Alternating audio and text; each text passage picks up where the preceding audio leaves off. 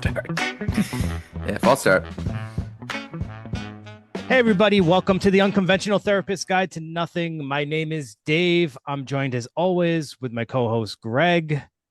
And today is a day episode, which matters nothing to anyone listening.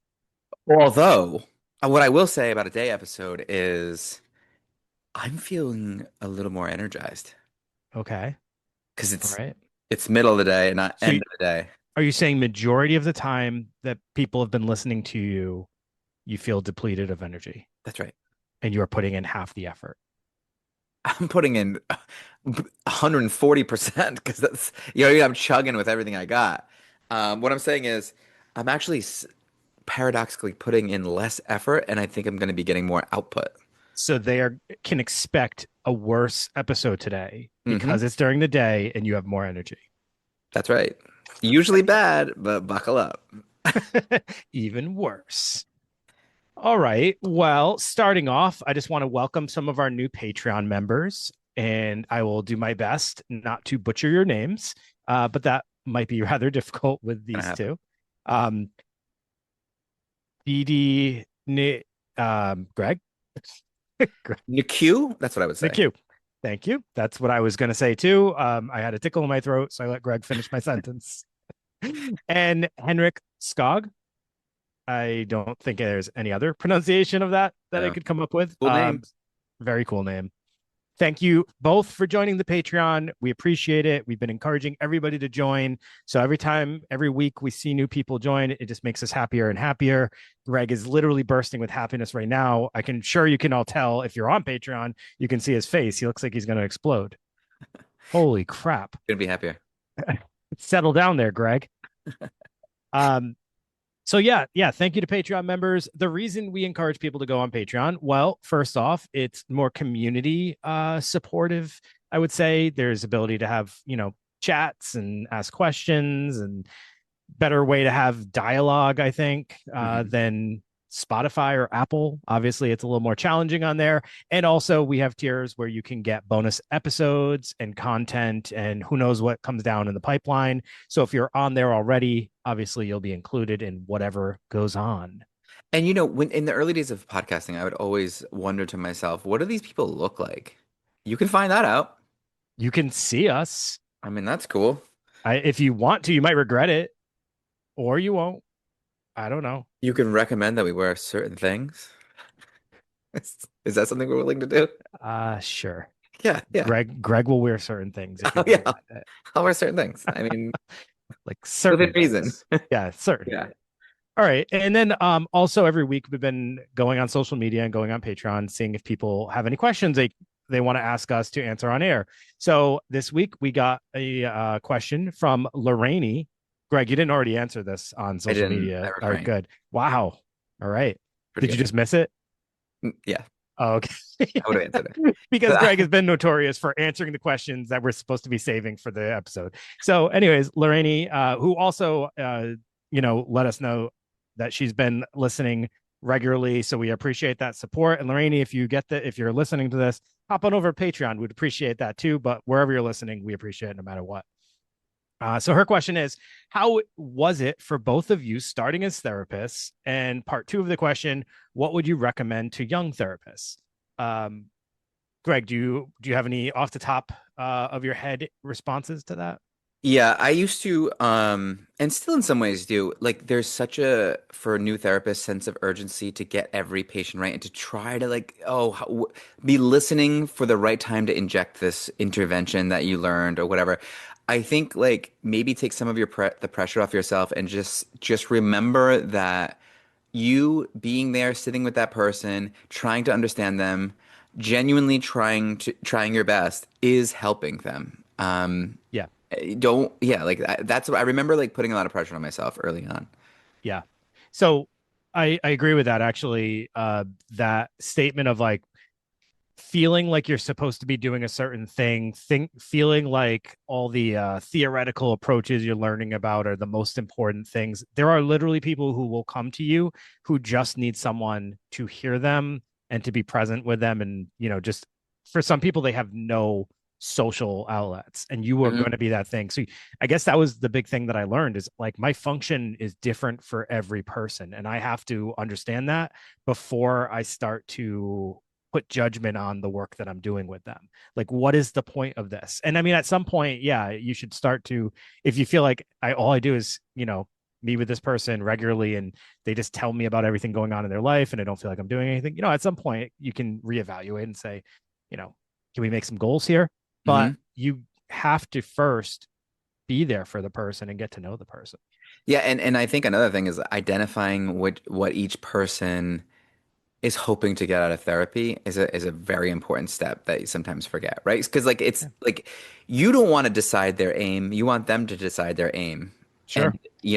And obviously things will change once that sort of gets resolved, which inevitably, if you're the worst therapist in the world, 9 out of 10, well, I say 8 out of 10 times the problems will get better as time goes on, regardless. And our hope is to just kind of make those, you know, lessen the time that people are suffering, I think. Yeah. But to just make sure that you know what you're aiming at so that you can kind of measure if you're getting there. And sometimes when you start, you're like just kind of all over the place, not really knowing and feeling lost, you know? Yeah. And just to answer, I guess, the first part of that question, starting off as a therapist, I mean, Greg and I talk about this all the time. It really felt like we got thrown into the fire. Hmm. And plus, we felt like we were at a major disadvantage because we started during COVID.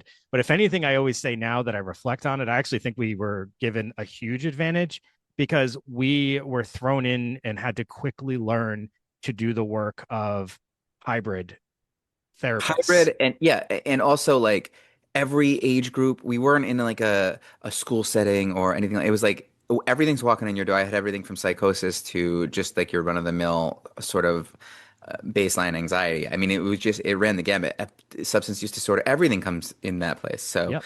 um, And we had to get used to doing telehealth really quickly. We had to get used to someone coming in a time of major anxiety for everybody.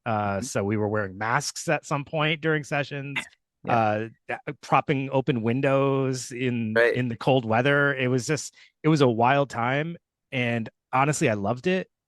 I would say that it was scary, but also it kind of went in like a blur Yeah. because we didn't have a lot of time to sit around and just process what we just went through. But yeah, it just felt very fast. And I think I'm working with a lot of interns at our practice now, and it feels when they tell me how slow the process is going for them, I'm like, wow. Like there's some that have waited a year to get their first patient that are interns at our practice. Did you know that? No, I did not know that. So I get Yes. a full They're caseload like the so third day. exactly. So they're working with intake more, all stuff we couldn't do because we couldn't sit with people close proximity and they needed therapists during the time, I believe. So we just Yeah. kind of skipped a lot of the processes and For better or for yeah, worse. for better or worse. Yeah, we But don't know. I do think it kind of made us not think about it a little bit more, which is probably helpful because I probably would have been scared shitless if I Yeah. did sit and stop and think about what I was about to do. That's sometimes that's the best way. Like we didn't have time to be nervous. It's Yeah, just do. right. And that's why honestly, Dave, like my approach to therapy is slowly transitioning from talk therapy to do therapy. I really like think that that's, you know, we mentioned it before, like people paying more attention to the things that they're doing versus how they're feeling. Like don't think about how you want to feel as much as what you want to do. That I really am becoming like a really firm believer in that. But then we're gonna get off track. So what do you say we start this old episode here? And I say old. It's a Freudian slip because is this an episode about us? Or maybe somewhere we've already been. Oh, good. Don't, Dave. Uh, Look, maybe, but we're talking about midlife crisis today. And typically, this is something that happens between the ages of 40 and 60. And if you're 60 and you haven't had your midlife crisis, go ahead and have it before you pass away. Because that would be great, right? I mean, Jeez. but the reality is like when I saw those numbers, I'm like, 60 midlife crisis? What are we trying to, what are we, Moses? Would you think that was too old to have a midlife crisis? I think so. Yeah, I can picture 58-year-olds, 59-year-olds have a midlife crisis. You can't. Okay. All right. Well, I mean, you can't call it a midlife crisis. What do we live Well, if in they today? live to 100 Okay. and they're like, You're not it's allowed, you're not almost, allowed it's a 100. roundabout. They can't All right. say like almost or sort of midlife. They're just All right. You're fair. All right. it's Fair in the enough. middle Yeah. somewhere. 40 to 60 is a decent range. 40 to 60 is decent range. I'll give you that. I would have said 35 to 55, Okay. 50. But anyways, it's I like the Well, description of go that ahead. might be a question that we address later. Could, with the way the world is today, could midlife crises, Keep being could pushed could back. societal issues or the way society advances cause midlife crises to happen sooner than previous generations? Oh, I was thinking later with the arrested development Well, of a lot of maybe we can chat about that, Dan, because I oh think that's yeah, a we're good having debate conversation. right now. Yeah, for sure. But I like it how it's described oftentimes as a rite of passage, something that we don't really a situation that doesn't really exist in society anymore, like this deep, profound self-reflection that is marked in life. Like there's no, I mean, I guess this is like a sort of based on like tribal development and there's rites of passage, I guess graduation and I don't know, bar mitzvahs. I can't really think of a ton of rites of passage that happen anymore, but this specific one often manifests as anxiety, boredom, which makes sense.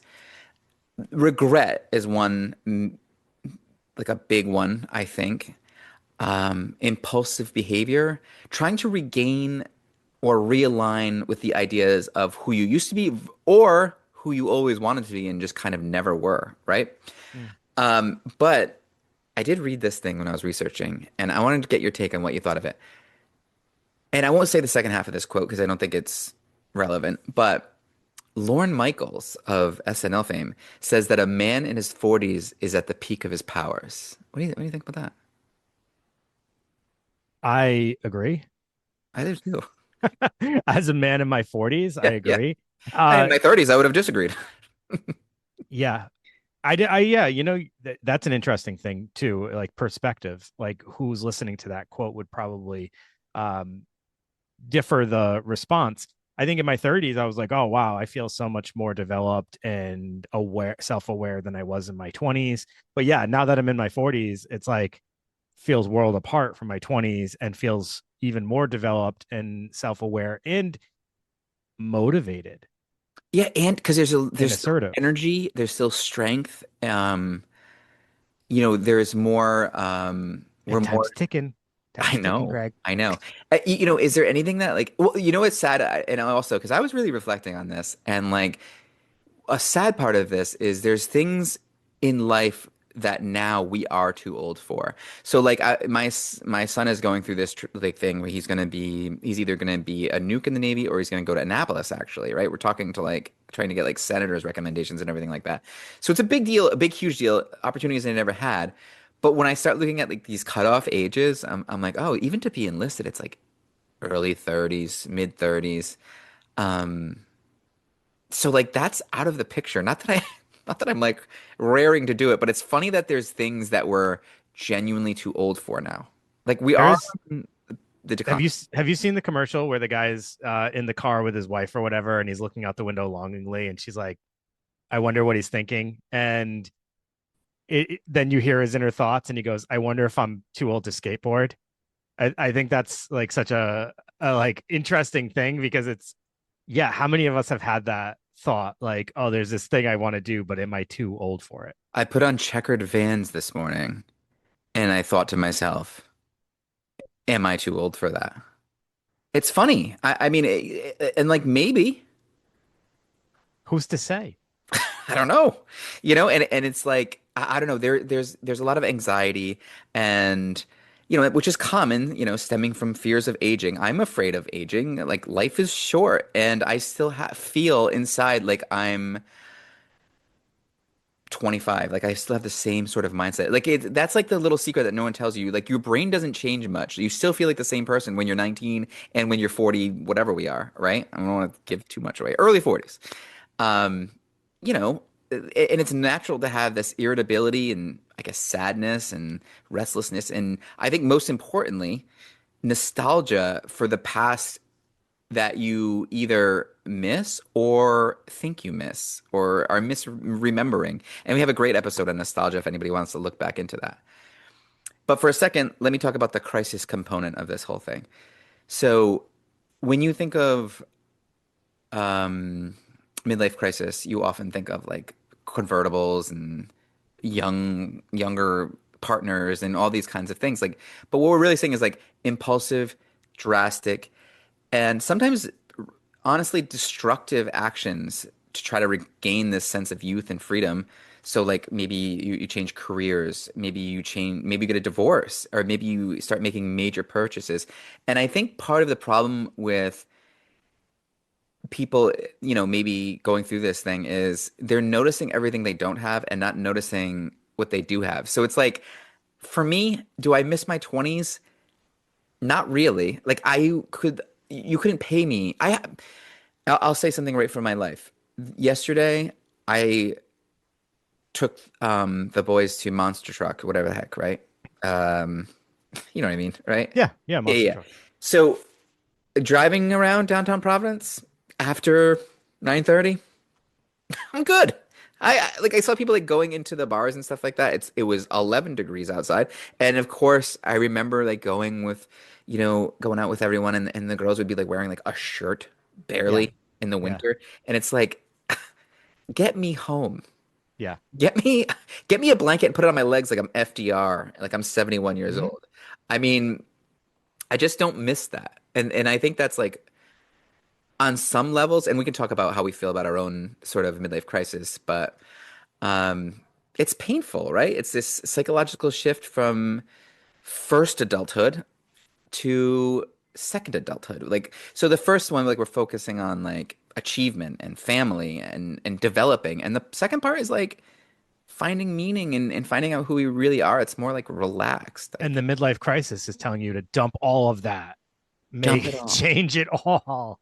You Yeah. know, the difference between what you're describing, Greg, and someone who's going for a crisis, just to like kind of highlight that, is you drove by seeing people going into bars and you're like, that I do not want to do that. I am so glad I am not in that stage of my life right now. The midlife crisis person drives by, same scenario, has their two boys, just went to monster trucks and says, wow, I just went to monster trucks and they're going to go have an amazing time at this bar right now. And I wish that was me. Yeah. My life That's doesn't allow that interesting. anymore. Right. Maybe it's gonna hit me in my 60s. Maybe I'm gonna be one of those. You never had a moment where you were like feeling opposite of what your life was and wishing you were engaging in things that your life can't allow at this point. Yeah, I mean, I suppose I am. I suppose on some level, like maybe I was never like a club guy, but to go to a dive bar and put on the jukebox and kind of like the anything can happen sort of feeling. I don't know why, but I just got this picture of you on like Thelma and Louise, and like you're this bad boy at the jukebox with like cigarettes rolled up in your sleeve, and Had the cigarettes going too. oh boy, And you know what? Something for me is like, okay, this is like a sad part of I can't smoke cigarettes. I can't even eat like salty things anymore because like my heart could well, stop. you could. I could. I could. That might be a different thing, Greg. Yeah, that's something. Just because That's something you else. damaged your body significantly over the years, and Yeah. now you can't do those things. Maybe that's why. Maybe That's not I'm a done. midlife crisis. That's just where you put yourself. Maybe I'm Sorry. dealing with end of life issues instead of like midlife. So there's an evolutionary perspective to this, of course. I love an evolutionary perspective. Everyone knows that about me. It is Everyone. increasingly seen as a necessary normal life transition rather than a failure, providing an opportunity for midlife alchemy. So, in other words, to transform into a more authentic, conscious, empowered person. Um, okay, kind of. But I will say something about alchemy. We love The Alchemist. And also, I've been using this phrase anxiety alchemy. What do you think about that? Where like instead of using anxiety as this thing that's like keeping us away from someone, it's like it's excitement. It's not fear. It's preparedness. It's not, something negative. Trying to twist that. Maybe Sure. that might be something for a different episode. But Dave, take us a little bit further. Maybe I do have a little bit too much energy in the day, and it's good that we do this.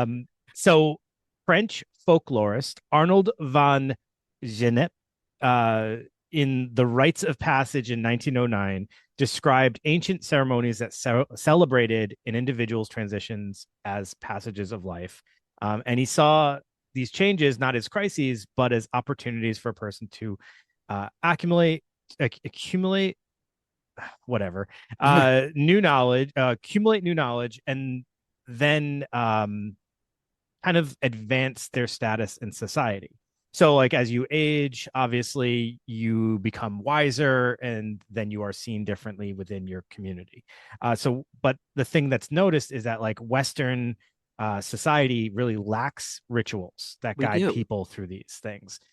We, like you had mentioned before, I feel like we have a lot of rituals, quote unquote, for younger year stuff like sweet 16s when you turn 18. There's privileges. I think that's how we kind of view things. There's like privileges that you earn based on age, which I also think is kind of messed up, because just because you're a certain age does not mean you're a certain development.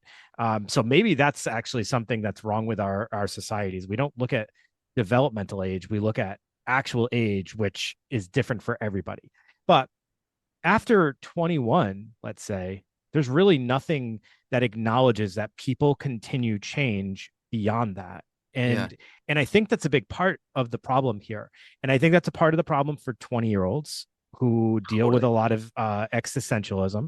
I think it's a part of a problem for 30-year-olds who kind of look around and say, like, well, they're trying to like do a little bit of self-discovery, and they're finally like, well, I know females probably sooner than males, but there's all these developmental stages that don't really get acknowledged.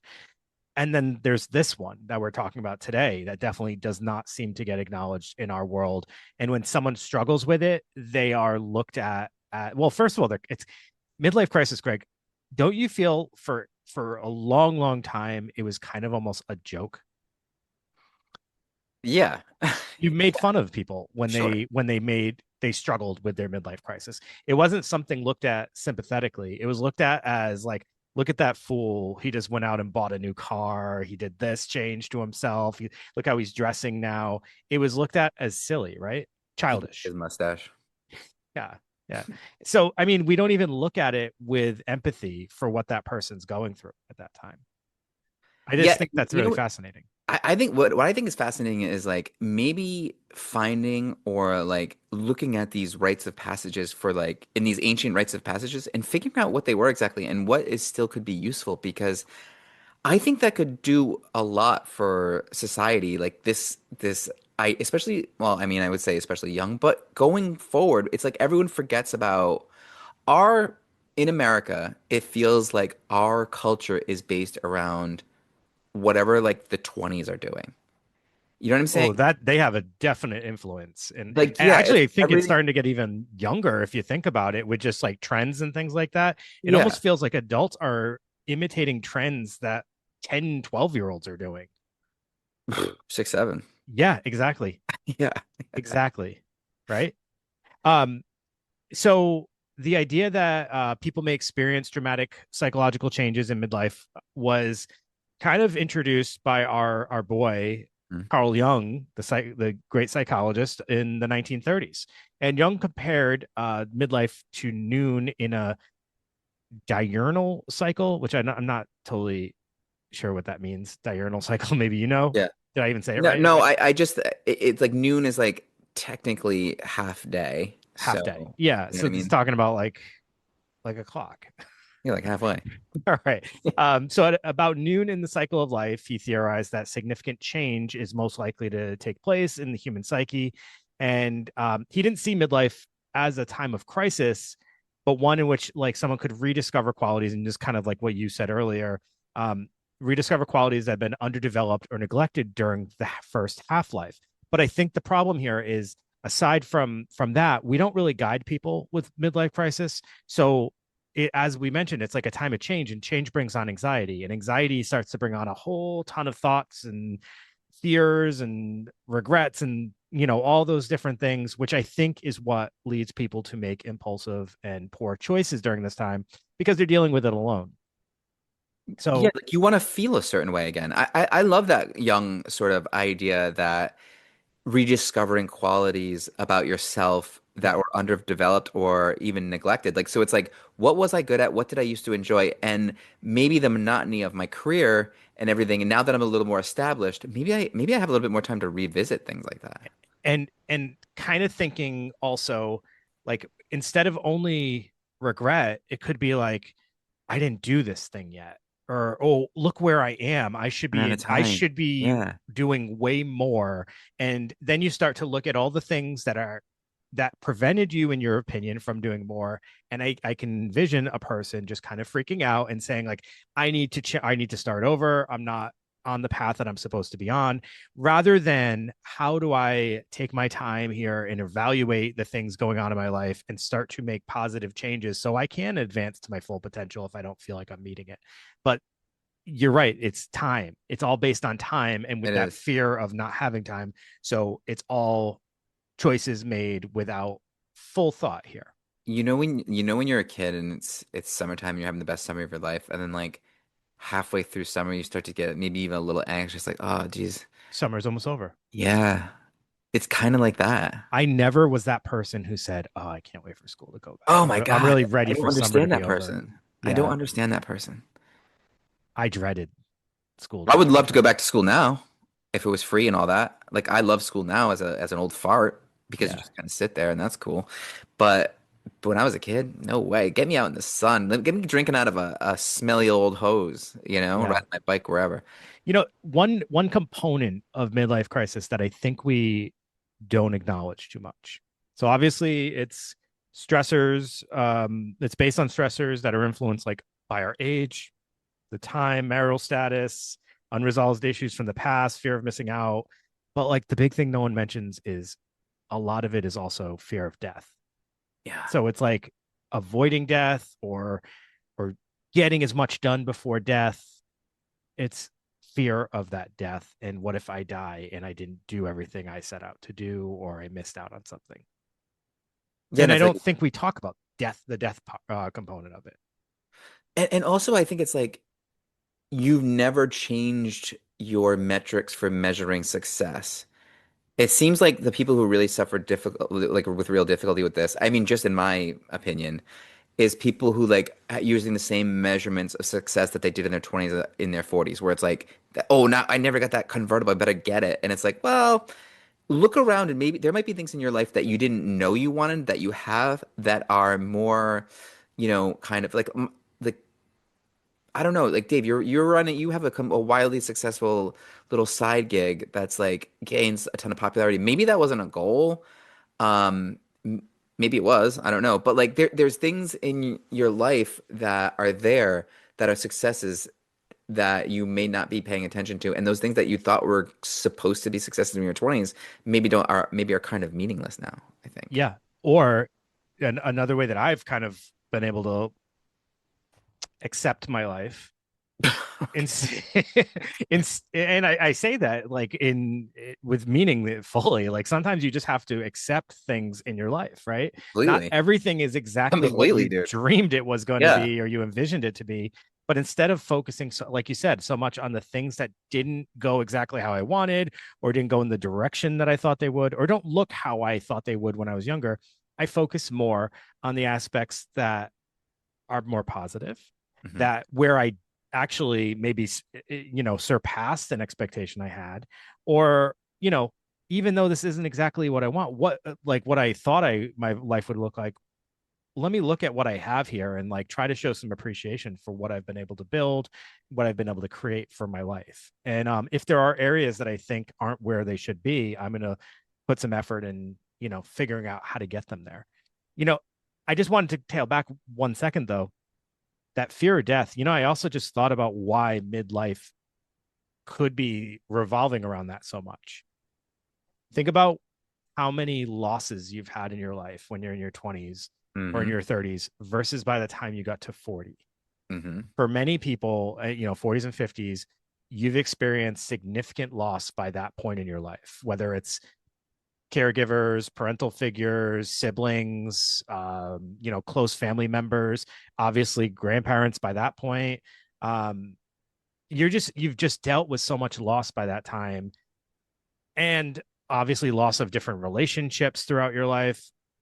it's a time where mortality becomes way more in your forefront of your thought process versus in your 20s. And I'm trying to think how old I was when I had my first like significant, you know, loss. And I know it was probably late 20s, early 30s by the first time I had my first one. I was very fortunate for that. I know not everybody's that Mhm. fortunate. But flash forward to my age now, and it's like It's it's happening. Yeah, significantly like it's more happening. than at first. Yeah. So it does. And Yeah. you start to think about the other people that it's inevitably going to happen to. So I'm glad you bring that up because I was going to talk about like reasons. I guess you could say triggers, but I don't love that word. But like reasons or like things that could like the catalyst for, maybe falling into a midlife crisis or maybe some alchemy here, a rite of passage, which I think is like a way better way to look at it. Yeah. So, like you said, Dave, obviously death of a family member or, maybe someone close to you. I think career related stress is obviously a huge one. Whether you know what I mean. It's like they all started like that. And I remember that movie Falling Down, great movie. Oh my God. I love that movie. It's a great Yeah. movie. That's a midlife crisis and a half. Um, but like the young 20 something got promoted above you, and you're like, this is crazy. Like that. Michael Douglas. It Michael was Michael Douglas, yes, Douglas. Yeah. If you yes, haven't seen Falling Down, everyone, please give that a watch. I mean, I haven't seen it in ages, so I don't know if it's a little dated now, but it is yeah. literally watching a man's midlife crisis, his world crumbling apart. And it's fascinating. What about maybe you could do a whole episode on that movie actually. Yeah. The yearning for a younger partner, Partner. you know? Um, again, something that's going to lead to the destruction of maybe something you've built over the years, right? And it shouldn't be so reliant on um, physical appearance at that point. I Like, I wonder if it's I mean I'm sure physical appearance for you individuals still got it, that kind of I'm thing. yeah, I'm sure that's part of it, but also the other part of it is uh the energy and outlook on life that they might be looking for is what the change is, why that change is being pursued. Like a younger person is obviously going to have a much more enthusiastic out view of life versus someone similar age to you that has been through all the things that you've been through, right? Yeah. It's apples and oranges. If you're in your 40s and you start looking for someone in their 20s or early 30s, their worldview is going to look differently. Yeah, and what about what's interesting here is as we're saying this, I'm like, boy, this is a very like male centric episode, but women obviously are having, Oh, like the menopause is a thing, the children are leaving home. They're same things, right? We live in like a society now where like things are as getting better, close to equal, not in every way, not perfect, but like we're heading in the right direction, I think. Um, I think a lot of the same things, right? Like even maybe the woman looking at her husband being like, "What the hell?" You know what I mean? Like, all these same things. This is. I don't want to get like come off and say this is like a men episode. This is people no, and you know what, Greg? I'm glad you brought that up because as we were talking before, I think we kept kind of referring to like this male because we're version of thinking of this thing. ourselves, Yeah, right? 100%. And Yeah, it is us literally thinking about us going through this. However, another thing that's changed obviously over the years is the male female roles in relationships. And I think it was easier for a male to go through a midlife crisis if they were the head of the household, they had they were the one bringing in you know the finances for the family. They have a lot more access to things. If a woman's primary role was like to take care of the home previously, obviously her access to the things that could let her have a midlife crisis are more yeah. limited. But I think that's changing, as we mentioned, with like more women in the workforce, more equal power dynamics in relationships and things like that.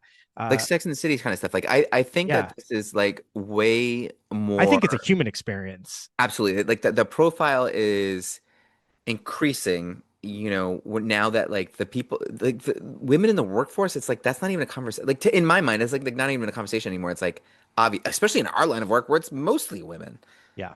right? And I think that like it very closely resembles a midlife crisis for women closely resembles to that of Yeah. what men go through. And I I mean, think we should bring that up. Like, please, like women listening, give us, we're just a couple of dopey guys. Like, give us your perspective on this. Like, I would love to hear that. I would love to like yeah, understand that better. yeah. I mean, when you look at the factors that fuel this, it's Mm. just, I mean, the same factors affect women these days. So it's not like there's any difference. They're going to have the same fears and regrets and all that stuff. So I 100% think that this affects most. And I would love to see some, this is I don't know if there's a term for this, Greg, but it almost feels like sometimes we deal with diagnoses that were predominantly viewed as a certain gender. Mm.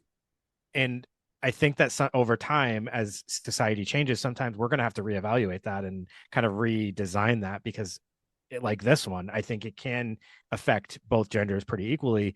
Um, Just like honestly, I see like we used to think of borderline that way. For like overwhelmingly female. But I meet a lot of male borderlines.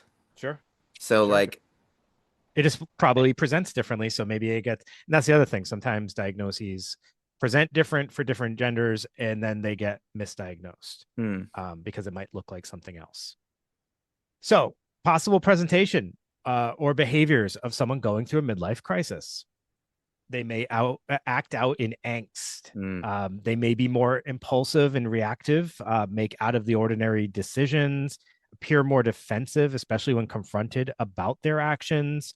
And they have a tendency to be attracted to people, objects, and environments that have high zest and appeal. And that's kind of what I mean with that, might be what they mean when they say looking for a younger partner at some point, because they might feel that that's going to be more exciting for them, you Hmm. know? Sounds exhausting. Greg is clearly not going through a midlife crisis, so that is very positive to hear. Greg, Yeah. congratulations. Thank you. Just wait. Yeah.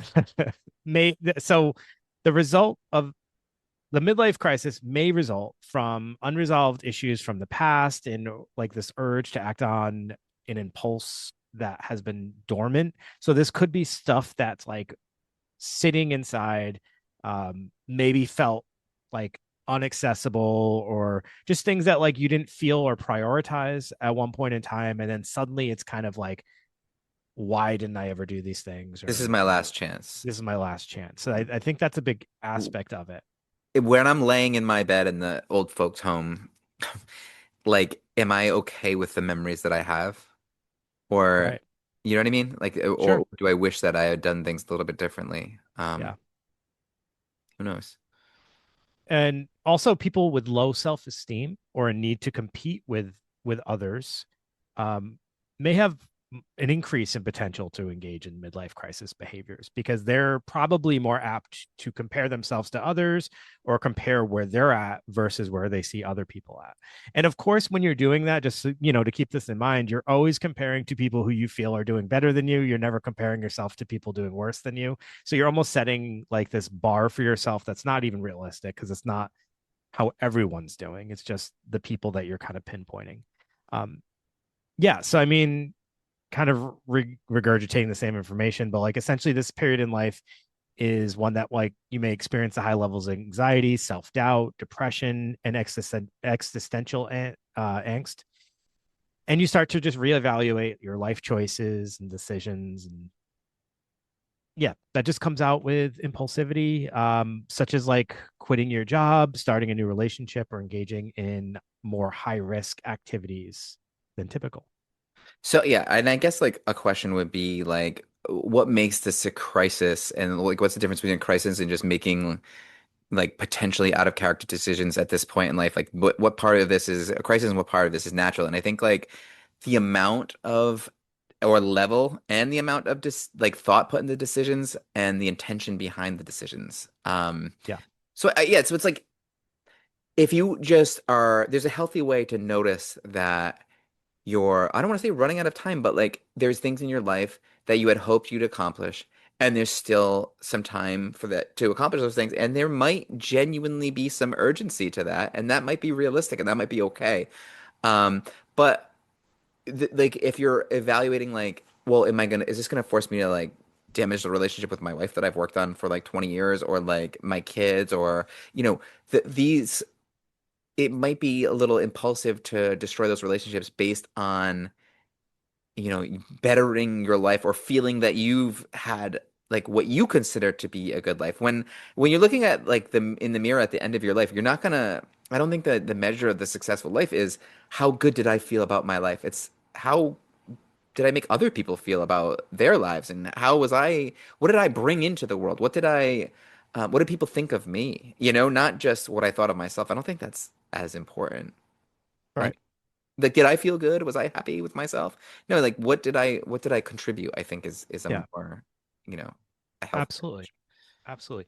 So, also, kind of along the same lines of thinking about a healthier way to experience this whole process, um, instead of thinking this as a time crunch and I have to get in as much stuff as I can and, before I die, instead try to utilize this time as an opportunity for growth and self-reflection. Like, think about like how they initially viewed this time period as like a passage Hmm. into a different stage of life and Like a development. wiser presence or Yeah, something like like that. starting to just view it differently. It's not about sitting here saying I have to reverse all the things I did wrong.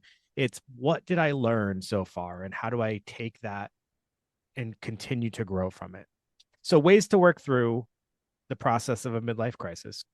Well, first off, I would always say, you always want to identify what the issue is, right? So identify the changes or the behaviors that seem out of character to what your normal behaviors are. You could even ask people around you. Try not to judge, but rather explore and identify the attached feelings or fears. So if you notice that you're doing something different, try to figure out, well, where is that coming from? Why am I doing this differently? And, is it because I'm afraid of this thing? Is it because I'm afraid of, I think that if I don't do this, this thing's going to happen? Like, just try to understand, get self awareness. This would also be a great time, a little plug, to get yourself into therapy. This Hmm. is much easier to go through if you are connected with somebody and sharing what you're going through. Just don't try to start a relationship with your therapist. That is not a good reason to get into therapy. And Just just get into therapy for the right reasons. Uh, you oh, David, want there's to something you're you not want to telling explore. us. This No, I can because scandal.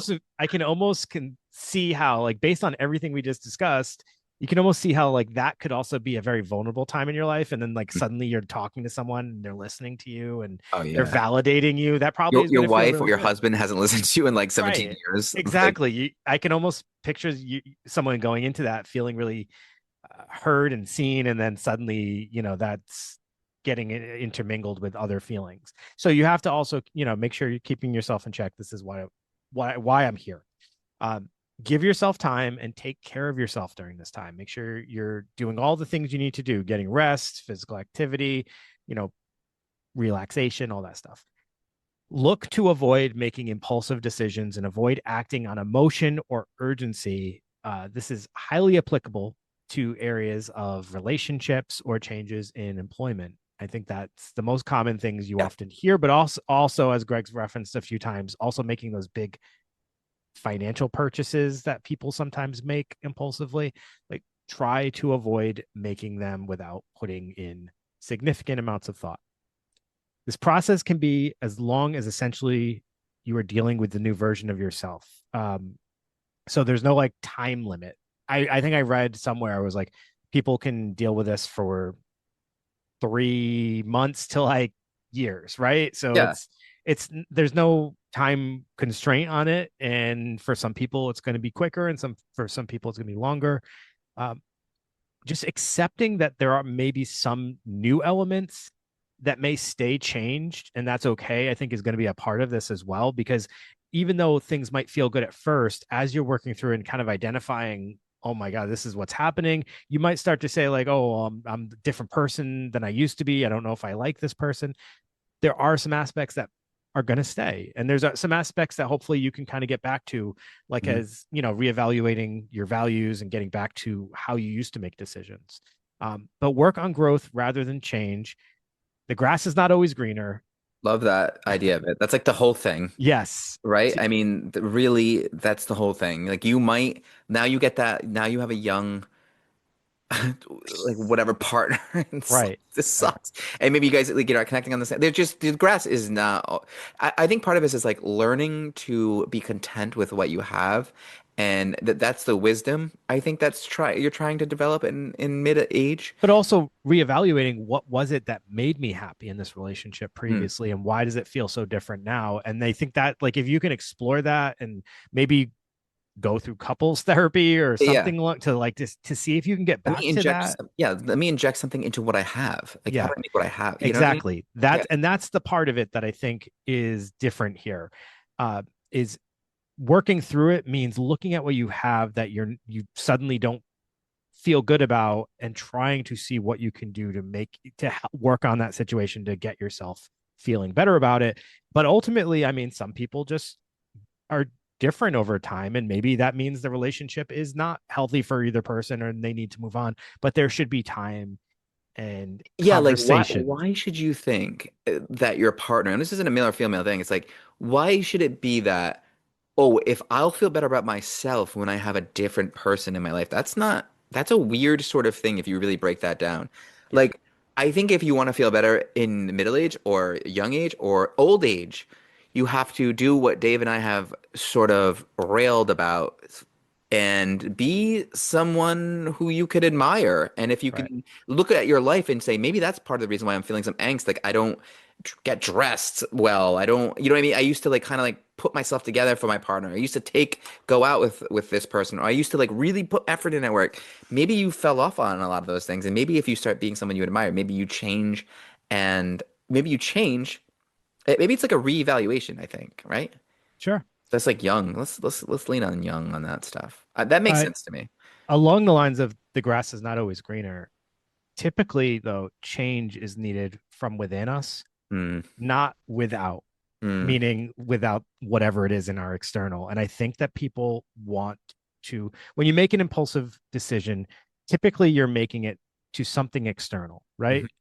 You're not making an impulsive decision about, I'm going to work on this on myself, right? Yeah. So it's Yeah. always something else needs to change and you don't look internally. And I think that's the biggest thing is the midlife crisis really does get you looking at your externals instead of your internals, but it's actually your internals that are changing. I So agree. work on that, look at that, and also utilize your values to make decisions. And if you don't know what your values are at this point in your life, get some therapy and have them help you work on identifying your values. Yeah, and get it or like look online and try to figure out like what's a good process for me to learn my values or even um like to use that word that we just used. Like, who do you admire? Oh, okay. You admire this person. Well, what is it that you admire that about that person? Well, it's like holding up a mirror to yourself. Like, oh, I admire that in that person. Well, guess what? That's one of your values if you admire it in someone else. Right. Um, Dave, I think this would be fun to kind of mention. If people really want to go on a midlife crisis journey, they could do so in pop culture with just naming a few things here that kind of stuck out to me. American Beauty, Yeah, that's a big one. incredible, incredible, sort of perfect um, version and great movie, I think. Breaking Bad or even Sopranos, a lot of midlife crisis in that too. Sure.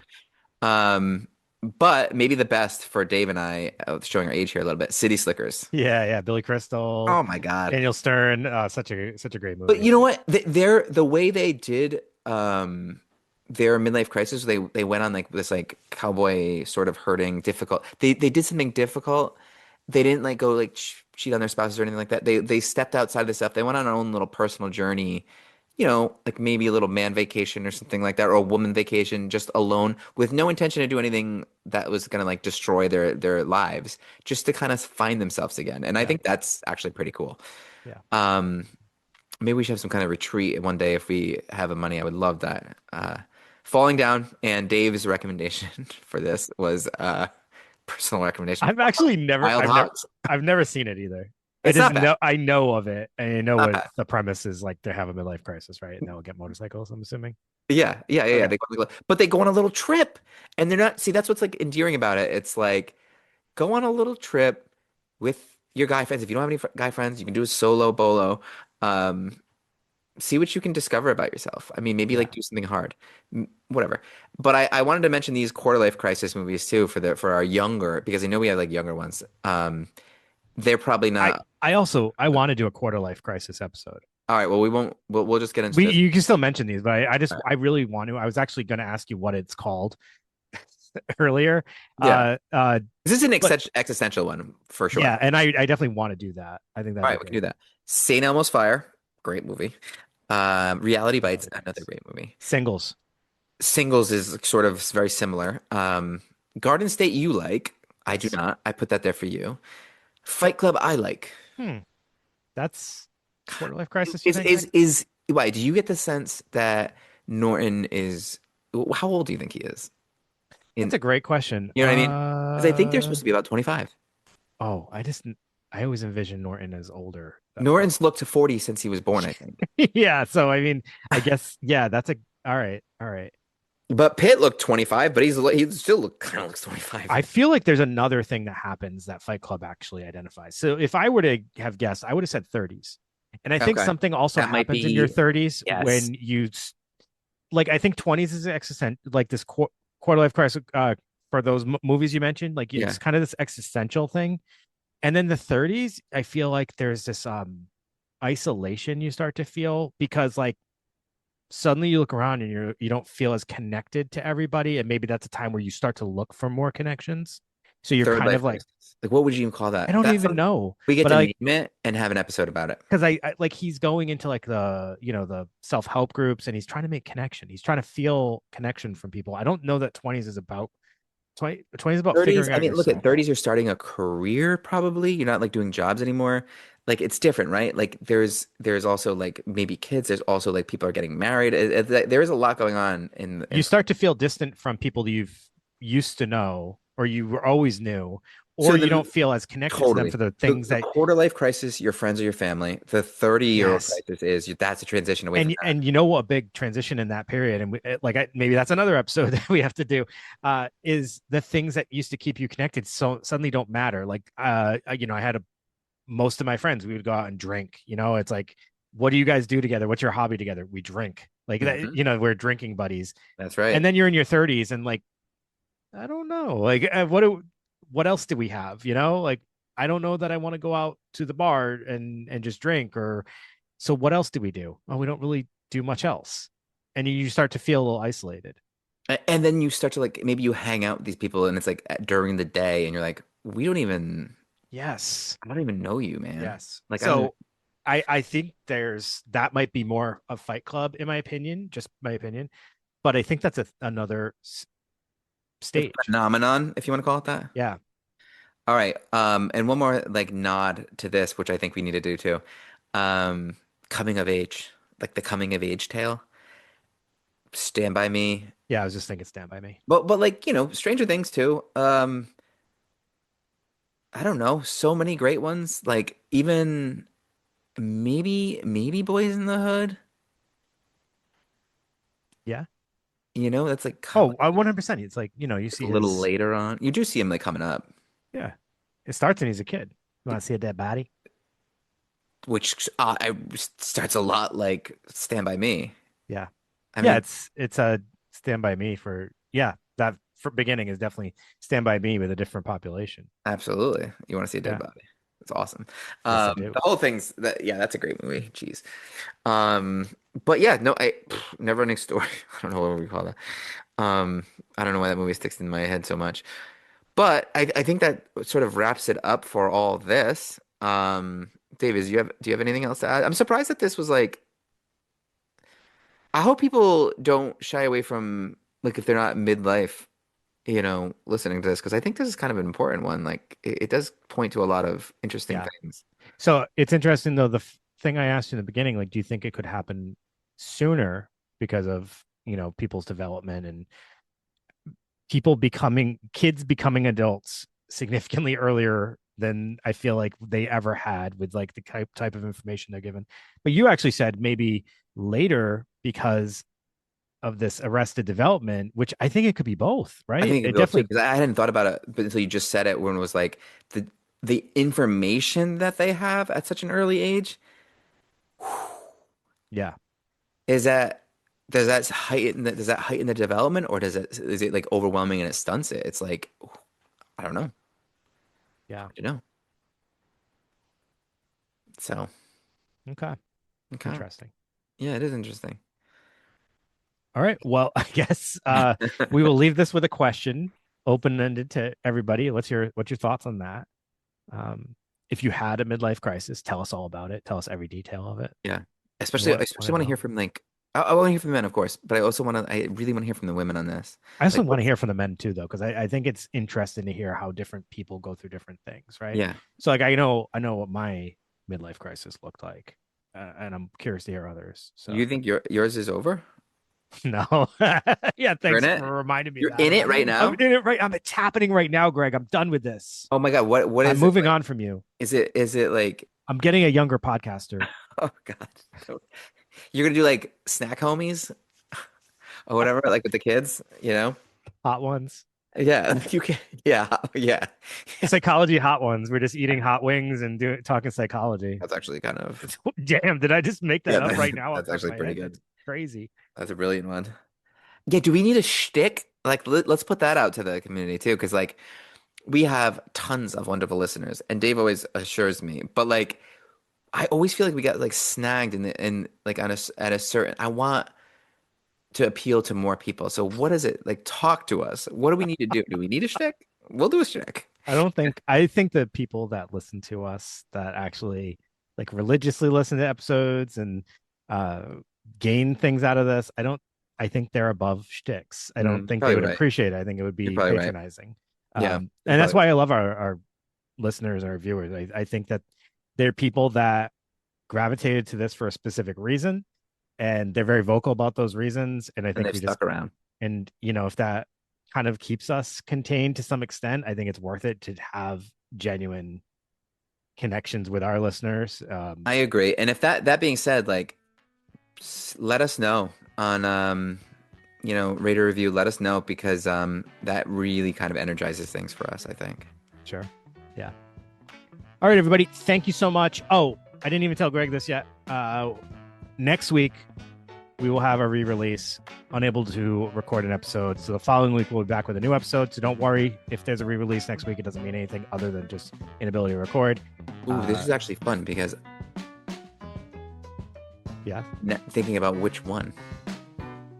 Oh, I know. We're Already- gonna have to talk about that off Yeah, yeah, air. yeah. So, yeah, I know. I was thinking about that earlier today. We get a lot to choose from. Mm. So, yeah. So re-release next week, and then following week, new episode. And yeah, we will see you then. John, Patreon, connect with us all over the place. Leave ratings and reviews, all that good stuff.